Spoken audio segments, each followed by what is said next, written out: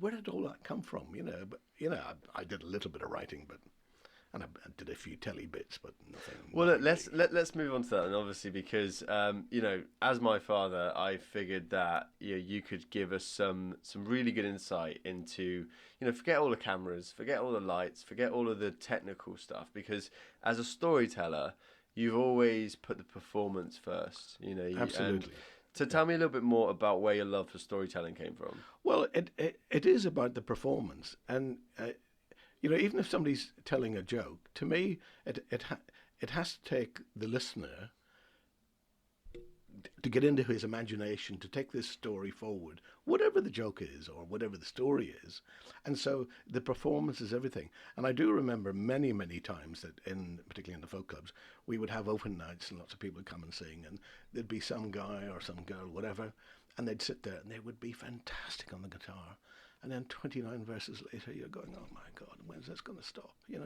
And what they would be doing, they would be playing to themselves, and a lot of it was their own music, and some of it was very good. But you weren't performing to the paying audience. They're the ones that have come to be entertained, not to see you sitting, maybe a duo, playing to each other. So it's the performance getting out there to the audience and dragging the audience into your imagination so that they can follow whatever you're trying to do in terms of a story. I love it. And obviously, this has kind of come in two parts, really. You as a professional filmmaker, you're making adverts.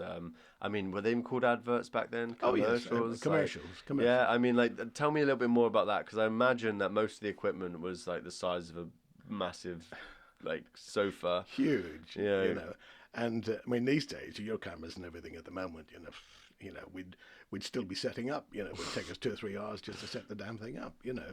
But it was a whole different ball game in those days. And I was lucky enough. I had a contract with United Artists, who were the biggest cable suppliers. Now, one of the extraordinary things that used to happen way back in those days, that these big companies like United Artists would go along and do a deal with the local authority, and they would say, "Oh, we want to dig up every road in your local authority, and we want to put a cable into every house." So the diggers would come right down the road, dig up the road, and dig up the pathway into somebody's house, and that was called cable television. And that was superseded by the all the digital stuff.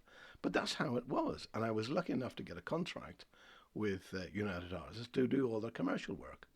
And we worked for them for years. We were churning out 20 a week.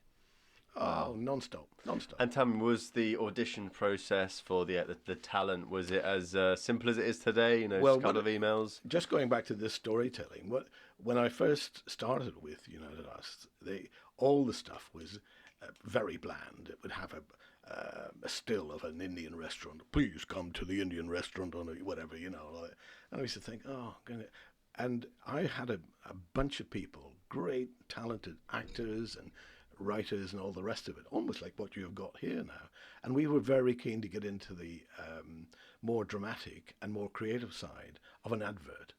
And we would take a 30-second advert, for example, for a local garage, and we would have actors in there. And I remember one, and the garage was called Watson. And so we came up with this idea about Sherlock Holmes and Watson. And we had about 4 actors in this thing. And again, only 30 seconds. And all these guys, we loved all this stuff. And of course, United Artists went, wow, this is great. And the clients were over the moon because, rather than just having a photograph and the name of your company across it, That's it. they were getting something very special. And of course, I've seen a lot of your early work, and I'm amazed to see some of the access that you've been able to achieve over the years to some of the biggest landmarks in London.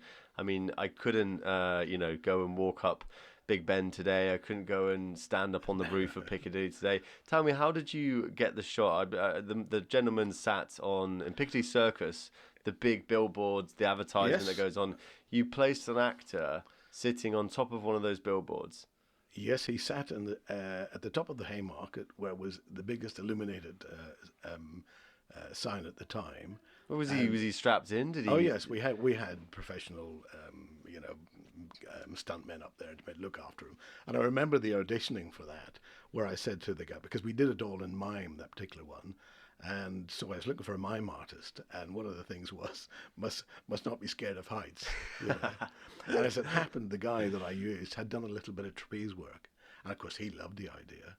And so what I had to do, the final shot was this mime artist sitting on the top of this huge big illuminated sign in Piccadilly, and I've got 5 cameras all around the place on different buildings and on the ground, and I got all the permission for it and all the rest of it.